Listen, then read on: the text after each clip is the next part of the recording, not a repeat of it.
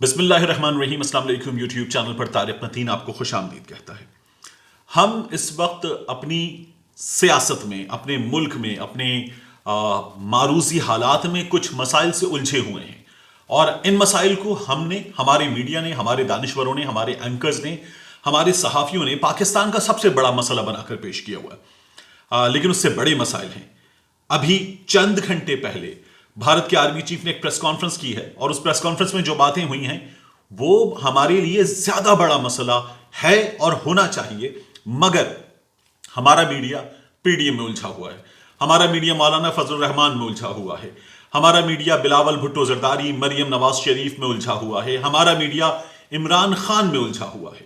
ہمارا میڈیا، ہمارے دانشور، ہمارے صحافی، ہمارے تجزیہ خار، میرے دوست مدثر اقبال یہ لفظ ایجاد کر چکے ہیں، تو تجزیہ کار کی جگہ تجزیہ خار، وہ اس بارے میں نہیں بات کرتے. اور بالکل نان ایشوز جیسی سیاست، یہ جو سیاست ہے پی ڈی ایم کی، یہ ایک مسئلہ ہے ہمارے اس وقت سیاسی منظر نامے پر، مگر جتنے بڑے مسائل ہیں ان کے سامنے یہ نان ایشوز جیسی سیاست ہے، اور ہم ان نان ایشوز جیسی سیاست میں الجھے ہوئے ہیں زیادہ. یہ میرے لیے بڑی حیران کن بات ہے. چند گھنٹے پہلے اب سے بھارت کے آرمی چیف ایم نروانے نے ایک پریس کانفرنس کی. ان کی سالانہ پریس کانفرنس ہے. سالانہ پریس کانفرنس ہے تو یہ ایک اینول ایونٹ ہے، اسے اتنی بڑی چیز نہیں بننا چاہیے. مگر جن حالات میں یہ سالانہ پریس کانفرنس ہوئی ہے اور اس میں جو گفتگو ہوئی ہے وہ یہ ڈیمانڈ کرتی ہے کہ اس پر توجہ دی جائے. مگر اس وقت تک جب میں آپ سے مخاطب ہوں، برائے نام پاکستانی میڈیا پر اس پر بات ہوئی ہے. ایم نروانے نے جو پریس کانفرنس کی ہے وہ جن حالات میں ہوئی ہے، ان حالات میں اس وقت ایک لداخ کی سچویشن ہے. لداخ کی سچویشن میں اپریل کے اواخر سے ایک سٹینڈ آف ہے انڈیا اور چائنا کے درمیان. اس سٹینڈ آف میں فوجیوں کی جانیں گئیں، بھارت کے 20 فوجی مارے گئے، چین کے کچھ جو اطلاعات ہیں اس کے مطابق 5 فوجی مارے گئے، بھارت کے فوجی گرفتار ہوئے. دونوں جانب سے جو ٹاپ ملٹری کمانڈرز ہیں ان کی سطح پر مذاکرات کے 6-7 ادوار ہو چکے. دونوں جانب کے جو وزراء ہیں، وزرائے دفاع ہوں یا وزرائے خارجہ ہوں، ان کے درمیان مذاکرات ہو چکے، ماسکو ڈکلیریشن آ چکا. مگر سچویشن وہی ہے. اس سچویشن میں جو ڈیولپمنٹس ہو رہی ہیں، جہاں 50,000 سے زائد فوجی بھارت کے موجود ہیں، اس سے زیادہ فوجی چین کے موجود ہیں. چین نے اپنے ٹینکس پہنچا دیے ہیں لائن آف ایکچوئل کنٹرول پر.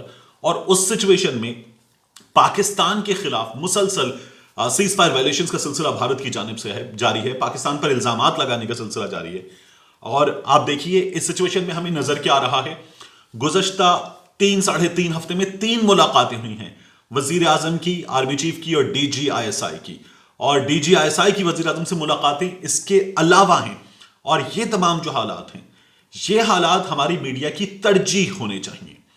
ان حالات پر لوگوں کو ایجوکیٹ کرنا، ان حالات پر لوگوں کو ایجوکیٹ کرتے ہوئے یہ بتانا کہ یہ ایک ایسی سچویشن ہے جس پر ہمیں نظر رکھنے کی ضرورت ہے. ایک عام شہری کو نظر کیسے رکھنے کی ضرورت ہے کہ اس وقت ہماری افواج لڑ رہی ہیں سرحد پر، اور ایک لڑائی ہے ہماری افواج کی جو ہمارے اپنے ان افراد سے ہے جو بھارت کا دشمن کا اعلی کار بن کر افواج پاکستان پر حملے کرنے میں مصروف ہیں. مسائل ہیں، ہماری جو داخلی صورتحال ہے اس کے مسائل ہیں، مگر اس وقت ان پر اس طرح سے بات کرنے کا وقت نہیں ہے.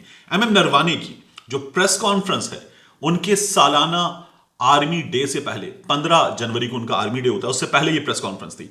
نروانے نے کیا کہا ہے؟ نروانے نے کہا ہے Pakistan and China together form a potent threat to national security and their collusive approach towards India can not be wished اوے.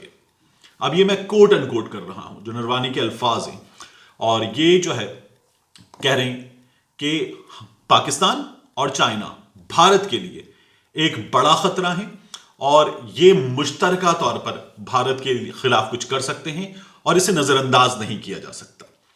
پھر وہ کہتے ہیں there has been an increasing cooperation between China and Pakistan in both military and non-military sectors. ہمارا چین سے دفاعی تعاون بھی بڑھ رہا ہے، اور ہمارا چین سے جو ہے غیر دفاعی تعاون، جس میں ہماری تجارت ہے، ہماری سیاست ہے، ہماری ثقافت ہے، مختلف فرنٹس ہیں، ان پر تعاون بڑھ رہا ہے. اس پر بھارت کو تشویش ہے. اب یہ بالکل بے جا تشویش ہے. یہ تشویش جو ہے یہ نہیں ہونی چاہیے. پاکستان اور چین جو ہیں وہ اپنا ملٹری تعاون اگر بڑھا رہے ہیں تو اس کی وجہ بھارت کے توسیع پسندانہ عزائم ہیں جو بھارت مسلسل کر رہا ہے. بھارت نے جو 5 اگست کو کیا یہ اس کا نتیجہ ہے. بھارت نے جو چین کے ساتھ لداخ کے معاملے پر کیا، پاکستان کے ساتھ کشمیر پر کیا، نہتے کشمیریوں کے ساتھ کیا، یہ اس کا نتیجہ ہے. پھر آگے نروانی کہتا ہے Pakistan continues to use terrorism as an instrument of state policy and India will continue to confront the menace effectively. اب یہ تو ہم نے کیا ہے. بھارت کی جو دہشت گردی ہے اس کو تسلیم کیا اقوام متحدہ نے، اور اقوام متحدہ کی رپورٹ میں آیا کہ داعش میں بھی بھارت کے لوگ، داعش افغانستان میں موجود ہیں، افغانستان میں بھارت کے ایسے دہشت گرد عناصر موجود ہیں جو پاکستان کی سالمیت کے خلاف حملہ کر رہے ہیں. ای یو ڈس انفو لیب کی جو فائنڈنگز تھی، ان فائنڈنگز میں بھارت پاکستان کے خلاف کام کر رہا ہے. پاکستان میں موجود نہ صرف تخریب کار عناصر بلکہ پاکستان میں موجود ایسے عناصر جو صحافت سے تعلق رکھتے ہیں، سیاست سے تعلق رکھتے ہیں، جو تجزیہ کاری کے میدان سے تعلق رکھتے ہیں، وہ بھارت کی زبان بول رہے ہیں. یہ ای یو ڈس انفو لیب کے انکشافات ہمیں بتا چکے، اور اس پر جو ہے وہ ہمارے ہاں ایسے پیڈ، ایسے کرائے کے لوگ موجود ہیں جو سیاسی جماعتوں کی حمایت میں پاکستان کے خلاف ای یو ڈس انفو لیب کے بارے میں بات کر رہے ہیں. وہ زبان بول رہے ہیں جو بولتا ہے میجر گورو آریا، اور یہ زبان جو ہے پاکستان کے خلاف استعمال ہو رہی ہے.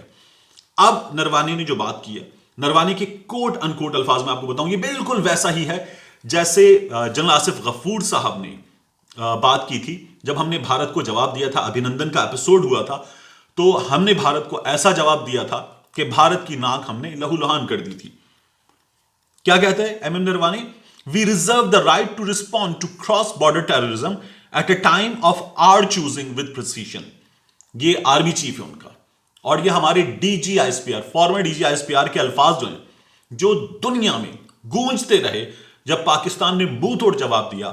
ابھینندن کا ایپیسوڈ ہوا اور جنرل آصف غفور نے کہا تھا کہ we will surprise them at the time and place of our choosing. بالکل وہی الفاظ، at a time of our choosing with precision. اب یہ حملے کی دھمکی دے رہا ہے.